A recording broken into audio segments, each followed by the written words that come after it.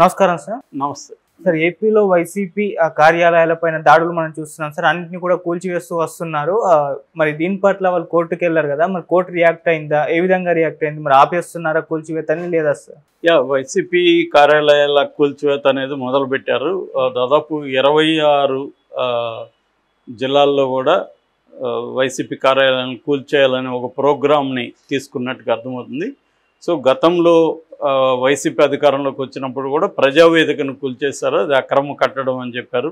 కరకట్ట మీద కట్టకూడదు కట్టడాలు, కానీ కట్టారని చెప్పి కూల్చేశారు. అప్పుడు తెలుగుదేశం వాళ్ళు కానీ మేధావులు కానీ అందరూ కూడా ఇది కూల్చివేతల ప్రభుత్వాన్ని పవన్ కళ్యాణ్ లాంటి వాళ్ళు కూడా విమర్శించారు. అదే పని ఇప్పుడు తెలుగుదేశం చేస్తుంది. తెలుగుదేశం ఏమో కార్యాలయాల మీద పడింది.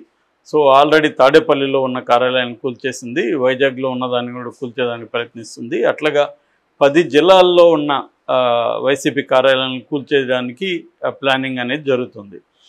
ఓవరాల్గా 20 జిల్లాల్లో కూడా వాటిని చేస్తుంది. మరోవైపు వాటిని అన్నింటినీ కూడా ప్యాలెస్లని చెప్పడం ద్వారా అవి పెద్ద ఎత్తున జనంలోకి అధికార దుర్వినియోగం జరిగిందని తీసుకుపోవడానికి ట్రై చేస్తుంది. దానికి వైసీపీ కూడా రివర్స్ పేరుని నాని వీళ్ళందరూ రంగంలోకి దిగి మాది ప్యాలెస్ అయితే మీద గుడిసే అని వాళ్ళు కూడా ఫోటోలు పెట్టారు. దాన్ని బట్టి అర్థమయ్యేది మనకేంటంటే ఇద్దరు కూడా ప్యాలెస్లే అని. అంటే ప్యాలెస్లు అంటే లావిష్గా కట్టుకున్నారని. వీళ్ళిద్దరేమీ కాదు, సిపిఐ సిపిఎం చూస్తే కూడా మనకు షాక్ అవుతాం.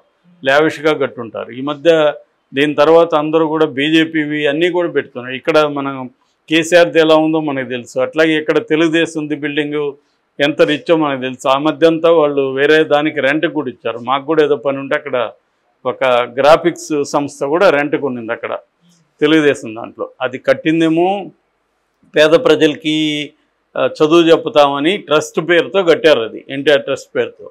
దాని చివరికి రెంట్కి కూడా ఇచ్చే పరిస్థితి వచ్చింది. కాబట్టి ప్రతి పొలిటికల్ పార్టీ కార్యాలయాన్ని పెద్ద ఎత్తున కట్టడం, దాన్ని వేరే వేరే కార్యక్రమాలకు వాడడం, ఆ పేరుతో అక్కడ ల్యాండ్ గ్రాబ్ చేసుకోవడం, అట్లా పార్టీ ఆస్తుల్ని పెంచుకోవడం అనేది అన్ని పార్టీలు చేసేది. సిపిఐ సిపిఎం లాంటి చిన్న పార్టీలే చేస్తున్నప్పుడు పెద్ద పార్టీలు చేయట్లేదా? చేస్తున్నాయి. సో నిజంగా పొలిటికల్ పార్టీలు చేయాలని పని అంటే తెలుగుదేశానికి నిజంగా చిత్తశుద్ధి ఉంటే కేవలం వైసీపీ మీదే కాకుండా తమ పార్టీ కార్యాలయాలతో సహా బీజేపీ కార్యాలయాలు, జనసేన కార్యాలయాలు, తర్వాత సిపిఐ సిపిఎంలు, కాంగ్రెస్, వీటన్నిటి మీద కూడా కమిటీ వేసి ఎక్కడెక్కడ ప్రజల ల్యాండ్స్ని, పబ్లిక్ ల్యాండ్స్ని ఆక్యుపై చేశారు, వాటికి పర్మిషన్స్ ఉన్నాయా లేదా ప్రాపర్గా, అంత లావిష్నెస్ అవసరమా, ఇవన్నీ కానీ తీయగలిగితే ఖచ్చితంగా అది బాగుంటుంది. అట్లా కాకుండా కేవలం వైసీపీ కార్యాలయాలు మాత్రమే టార్గెట్ చేస్తే ఖచ్చితంగా అది రివెంజ్ తప్ప ఇంకొకటి ఏం, కక్ష సాధింపు చర్య తప్ప ఇంకొకటి కాదు. క్లియర్గా వైసీపీ వాళ్ళ ఇవి ఖచ్చితంగా అక్రమాలు జరుగుండొచ్చు, జరగవని నేను అట్లా. కానీ మరి తెలుగుదేశం జరిగిందా లేదా? వాళ్ళేమో తెలుగుదేశం కూడా జరిగింది, మీరు ఇచ్చిన జీవో ప్రకారమే మేము తీసుకున్నాము, తెలుగుదేశం జరిగిందనేది కూడా నిర్దిష్టంగా వాళ్ళు చెప్తున్నారు. దాని మీద కూడా మరి ఆరోపణలు వచ్చినప్పుడు దాని మీద కూడా చేయాలి కదా. ఇప్పుడు ఇలాగ చేయడం వల్ల ఏమవుతుందంటే నెక్స్ట్ వైసీపీ వస్తే మళ్ళీ వాళ్ళకి ఇది నేర్పించినట్టే కదా. ఇంతకుముందేమో తెలుగుదేశం కార్యాలయాల మీద వైసీపీ వాళ్ళు దాడులు చేయలేదు. దాడులు అంటే ప్రైవేటుగా చేసినవి ఉన్నాయి 1-2, కానీ ప్రభుత్వ పరంగా వాటిని కూల్చివేయడం అలాంటివి చేయలేదు. ఇప్పుడు నెక్స్ట్ వస్తే వాళ్ళు కూడా అదే చేస్తారు. వాళ్ళు కూడా తెలుగుదేశం కార్యాలయాలతో కూలగొట్టడం వాళ్ళు మొదలు పెడతారు. సో మరి కోర్టు అయితే ఇప్పుడు లేళ్ల అప్పిరెడ్డి వైసీపీ తరఫున 10 కార్యాలయాల మీద ఇలాగా దౌర్జన్యంగా వస్తున్నారు వీళ్ళు, ఇది కక్ష సాధింపు చర్య అని కోర్టులో కేసేశారు. దానికి సంబంధించి పబ్లిక్ ప్రాసిక్యూటరు మాకు ఇంకా సమాచారం లేదు, మేము గవర్నమెంట్ నుంచి సమాచారం తీసుకొని మళ్ళీ మీకు ఇస్తామని చెప్పారు. దాంతో ఈరోజు పోస్ట్పోన్ అయింది. ఈరోజు కూడా విచారణ జరిగే అవకాశం ఉంది. ఇప్పటి వరకు అయితే దాన్ని స్టేటస్ కోలో ఉంచారు. స్టేటస్ కో అంటే యథాతథంగా బిల్డింగ్ని కూలగొట్టద్దు అనేది చెప్పారు.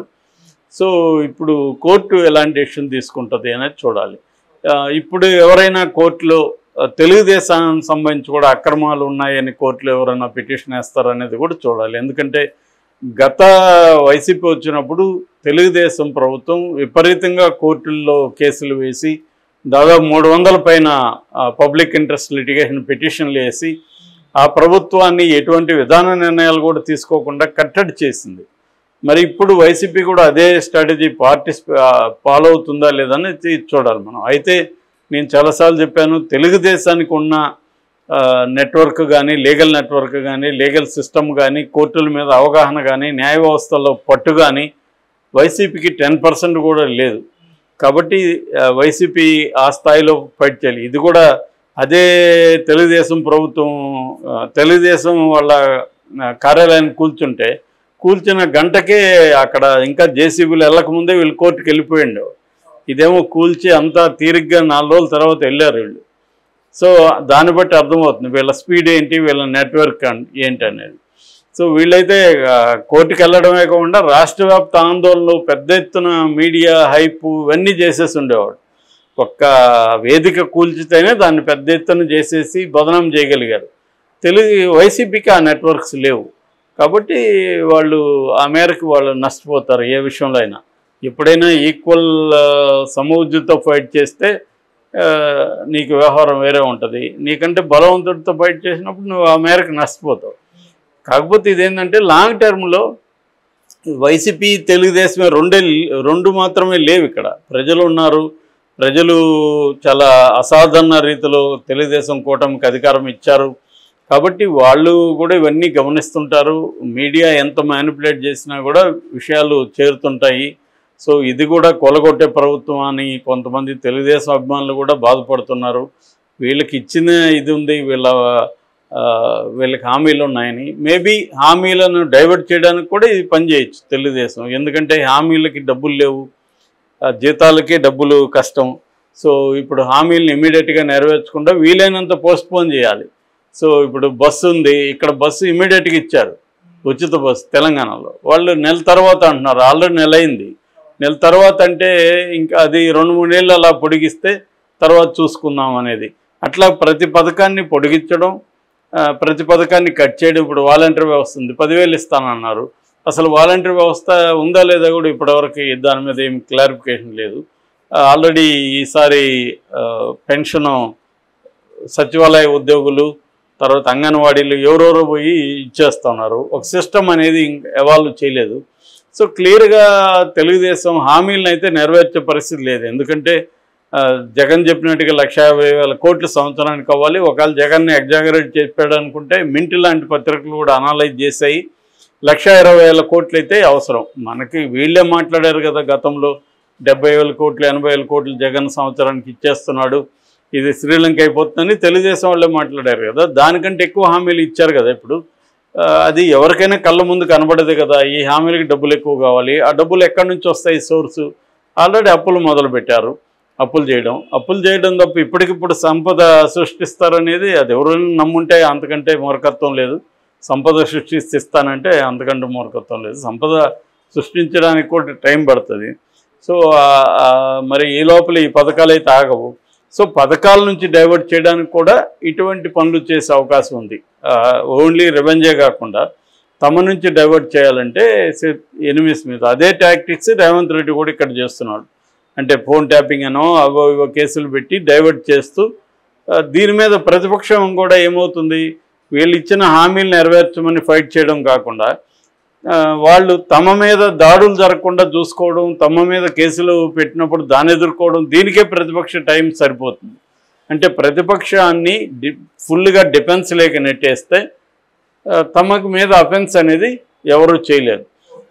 బ్యాడ్ లక్ ఏంటంటే వాళ్ళకి 11 సీట్లే ఇచ్చారు, ఎవరు ఫైట్ చేసే పరిస్థితి లేదు. తెలుగుదేశంతో ఈక్వలెంట్గా వైసీపీకి మీడియా లేదు, వాళ్ళకు సామాజికంగా బలం లేదు. కాబట్టి డబ్బు ఉండొచ్చు, డబ్బు ఉంటే పనులు అయిపోవు. ఆయన ఎవరు అన్నట్టుగా డబ్బుతో పన్నోళ్ళు ఎవరు లేరని, అదేమి ఎల్లకాలం డబ్బు ఒకటే క్రైటీరియా కాదు. డబ్బు కంటే కూడా చాలాసార్లు వేరే రకాల పవర్ సెంటర్స్ ఆపరేట్ అవుతుంటాయి. సో అందువల్ల నా దగ్గర డబ్బులు ఉంది కాబట్టి అందరూ నేను చెప్పినట్టు ఏమంటే ఎవడేమి వినడం అంత ఈజీ కాదు. కాబట్టి ఖచ్చితంగా వీళ్ళు ఫేస్ చేయాల్సిందే ఈ ప్రభుత్వం. కాకపోతే ఇవన్నీ ప్రజలు కూడా చూస్తుంటారు కాబట్టి ఆ మేరకు తెలుగుదేశానికి కూటమికి కూడా లాంగ్ టర్మ్లో నష్టం జరుగుతుంది ఇటువంటి పనుల వల్ల.